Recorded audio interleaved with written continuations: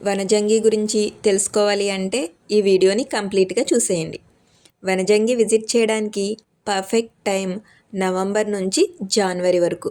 ఈ టైంలో early morning sun rise చాలా బాగుంటుంది. హిల్ పై నుంచి వ్యూస్ చాలా బాగుంటాయి. మార్నింగ్ 4 నుంచి హిల్ పైకి అలౌ చేస్తారు. 3 కిలోమీటర్స్ ట్రెక్ చేయాలి.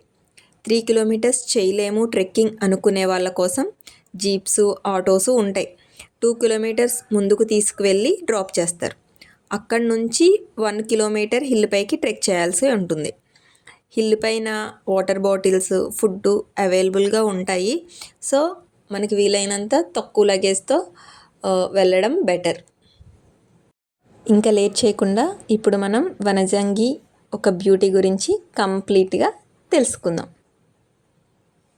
ప్రకృతి అంటే మనసును నిశ్శబ్దంగా మార్చే ఒక అనుభూతి. అలాంటి ఫీల్ ఇస్తుంది మన ఆంధ్రప్రదేశ్లోని ఒక అద్భుతమైన ప్లేస్ అయిన వనజంగి. ఇది ఒక గ్రామం.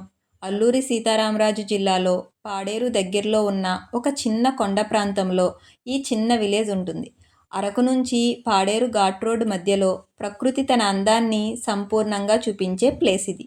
ఈ వనజంగి ప్రత్యేకత ఏమిటి అంటే ఇక్కడ ఉదయం తెల్లవారుజామున మేఘాలు క్రింద లోయలో సముద్రంలా పరుచుకుని కనిపిస్తాయి.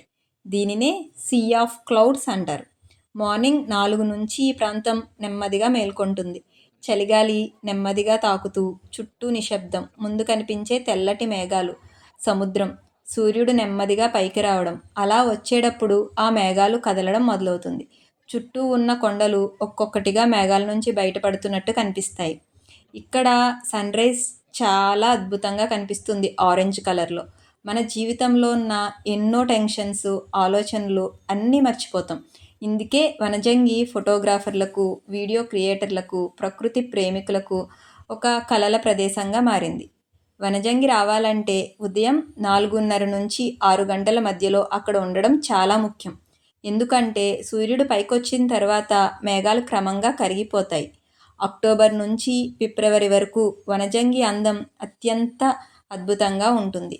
స్పెషల్గా డిసెంబర్, జనవరిలో మేఘాలు మరింత అద్భుతంగా కనిపిస్తాయి. ఇక్కడికి వచ్చేటప్పుడు చలి ఎక్కువగా ఉంటుంది కాబట్టి జాకెట్స్, షాల్స్ వంటివి తప్పకుండా తీసుకొచ్చుకోవాలి. అలాగే ఈ ప్రాంతం అడవి ప్రాంతం కావడంతో ప్రకృతిని గౌరవించడం మన బాధ్యత. వనజంగి కేవలం టూరిస్ట్ స్పాట్ మాత్రమే కాదు, ఇది మనసుకి ప్రశాంతత ఇచ్చే ఒక అనుభూతి.